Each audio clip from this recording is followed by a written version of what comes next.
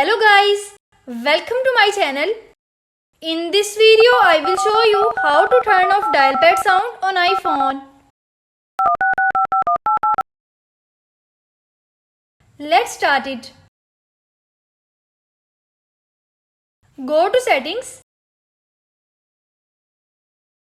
In settings page, tap on sounds and haptics. Scroll down.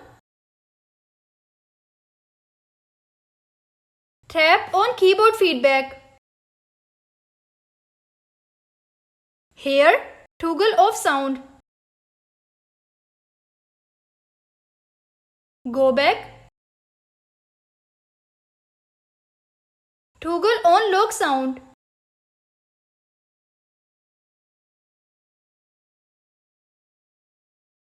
Now check. I hope this video will be helpful for you. Guys, don't forget to like, share and subscribe my channel. Thanks for watching.